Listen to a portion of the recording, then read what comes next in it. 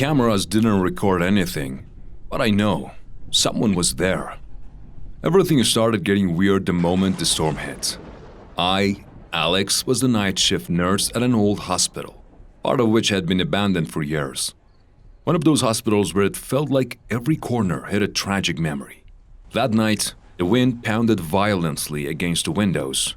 The lights flickered constantly, and there was a strange tension in the air. Usually nothing unusual happened on these shifts, but that night was different. I was in the control room checking reports when I noticed something strange. The security monitors kept cutting in and out. At first, I thought it was just a power issue, but then I saw something that made my stomach drop. Lights in the abandoned wing were turning on and off, as if someone was there. That section had been sealed off for years, no patients, no staff. My gut told me something was wrong. Grabbing a flashlight, I headed toward that wing. The hallways were empty, only the howling wind echoing through the old walls. The further I walked, the stronger the uneasy feeling grew. When I reached the entrance to the abandoned section, the door was shut. I pushed it. It was stuck at first, but then creaked open. A musty smell of damp walls and old medicine filled my nose. The dim emergency lights cast long shadows along the walls. I was scanning the area when a sound caught my attention. A soft, eerie hissing, like a ventilator operating in the silence of the corridor. My heart pounded. That was impossible. All equipment had been removed from this wing years ago. Cautiously, I moved forward. The sound was coming from one of the rooms. For a moment, I considered turning back, but curiosity got the best of me. I placed my hand on the handle and slowly pushed the door open. My flashlight beam landed on a hospital bed. A bed with a ventilator attached, completely still. But just moments ago, hadn't I heard it running? Or was I imagining things? My breath caught in my throat. I took a step back and something crunched under my foot. A medical file. I picked it up and flipped through it quickly. Patient name, unspecified. Reason for admission, not recorded. Discharge date, blank. It was as if someone had been treated here but left no trace. A cold sweat ran down my temple. I felt someone watching me. I turned sharply, but no one was there. Yet, the presence was too strong to ignore. I couldn't take it anymore. I had to get back to the control room. I ran through the hallway, gasping for breath as I reached the control room and slammed the door shut. I pressed a hand against my forehead, trying to steady my breathing. Then I looked at the security monitors. My stomach twisted. Power to the abandoned wing had been cut off the entire night. What did that mean? What about the flickering lights, the sounds, the ventilator that seemed to be working but wasn't? The next morning when they reviewed the surveillance footage, there was no sign of anything unusual. No lights turning on, no noises recorded. Even when I told the others about what I'd seen, they just gave me that look, half pity, half doubt. But I knew something was there, or maybe it still is. As I left the hospital, a strange feeling washed over me. Like a pair of unseen eyes still watching from behind the cracked windows. I took a deep breath, trying to shake it off, but my mind was racing with unanswered questions. Why had I been the only one to see those things? Why was there no trace? For the next few nights, whenever I worked the night shift, I avoided that section completely. But one night as I was packing up my things, my phone buzzed with an unknown message. Just one sentence. You saw it too, didn't you? My blood ran cold. I gripped my phone tightly. Did someone else experience what I had? Was this a joke? A warning? I quickly checked the number, but it was untraceable. I stared at the screen for a few minutes before finally typing back. Who are you? What did you see? Minutes passed. No response. My fingers felt clammy. At that moment, a terrible realization crept over me. This wasn't over, and maybe it never would be. I'd really appreciate it if you could like the video before I continue the story. Let's get back to the story.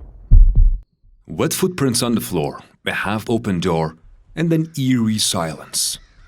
We were not alone in the house. The night I'm about to tell you about still lingers in my mind like a nightmare. Every time I hear heavy rain or a clap of thunder, it all comes rushing back. That night, something was inside our house, something I couldn't explain, and I still can't forget. It all started on a stormy night. The rain pounded against the roof, and the wind howled through the trees in the yard.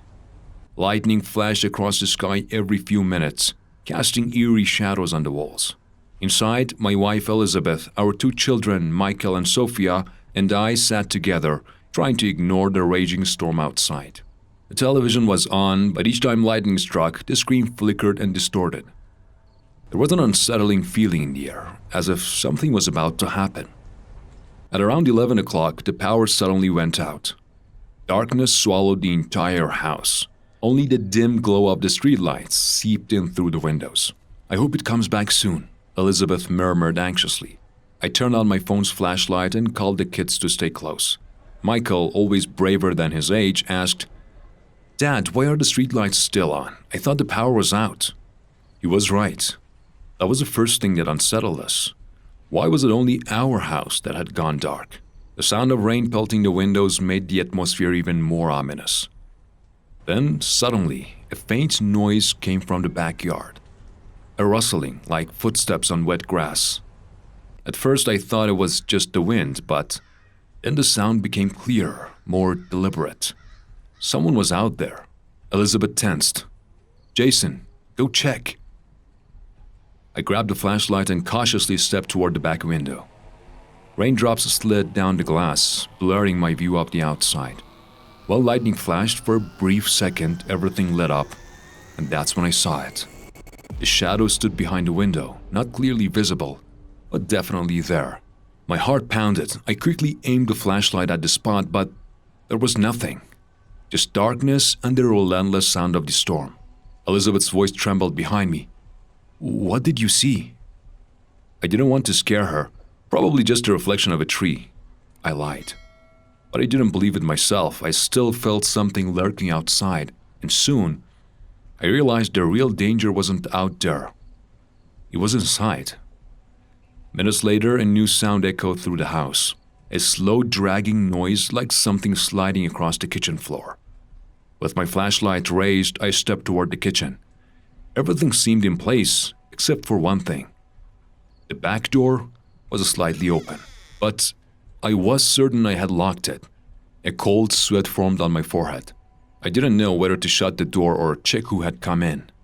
My heartbeat thundered in my ears.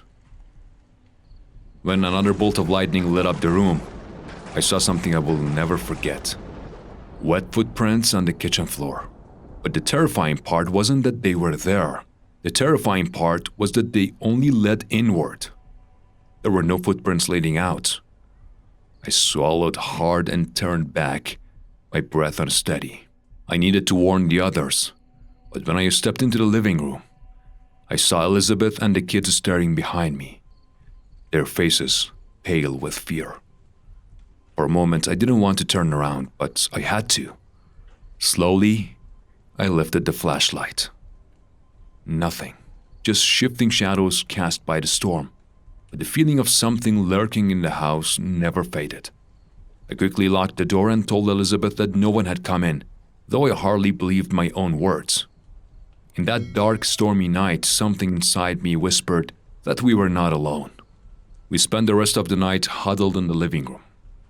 Every tiny sound made us jump. Eventually, just before dawn, the storm calmed. Sunlight seeped through the curtains, casting a false sense of normalcy over the house. When I finally stood and walked toward the back door, my stomach twisted. The lock was broken, yet nothing had been stolen. Nothing was out of place. The only thing left behind was the trail of wet footprints. The ones that had entered, but never left. We called the police that day to inspect the house, but they found no signs of forced entry, no proof that anyone had been there at all. Except we knew. Something had entered our home, and it had never left.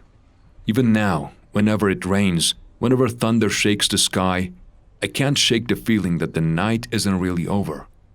That something, or someone, is still out there, watching, waiting.